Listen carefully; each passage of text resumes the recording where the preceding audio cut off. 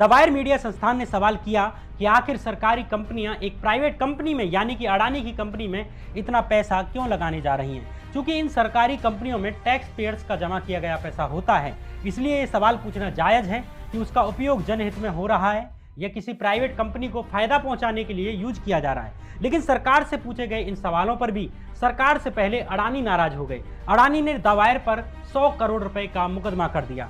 मतलब कि एक जायज सवाल पूछने पर भी एक मीडिया वेबसाइट पर 100 करोड़ रुपए का हर्जाना मांगने वाला केस ठोक दिया गया।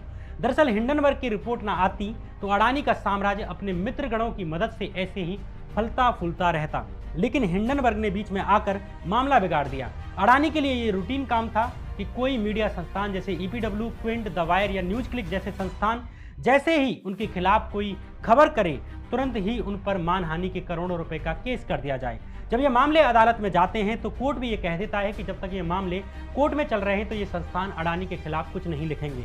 अडानी ने अब तक ऐसे ही भारतीय पत्रकारों को गुजरात की लोकल अदालतों के चक्कर लगवा कर उनका मुंह बंद करवाया।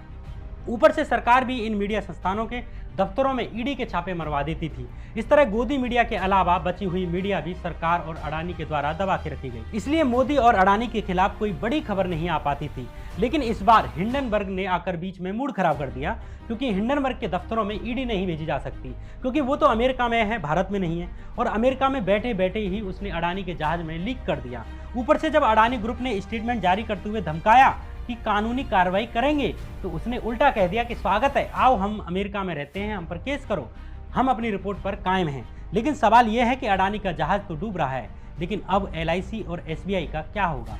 एलआईसी ने तो पहले ही 2 दिन में अपने 18,000 करोड़ रुपए खो दिए, आगे और कितना सरकारी पैसा डूबेगा। ये सवाल सरकार से बार बार पूछने का है कि इसकी जिम्मेदारी कौन लेगा। मोदी को अडानी से फायदा पहुंचता है, ये प्रधानमंत्री बनते हैं और उद्योगपतियों के दम पर चुनाव लड़ते हैं। उन्हीं उद्योगपतियों के टीवी चैनलों पर मोदी के लिए बार बार माहौल बनाया जाता है। इसके बदले मोदी उद्योगपतियों को लाभ पहुंचाते हैं, उनके सामने सरकारी खजाना खोलकर रख देते हैं। लेकिन सवाल यह है कि ये सरकारी पैसा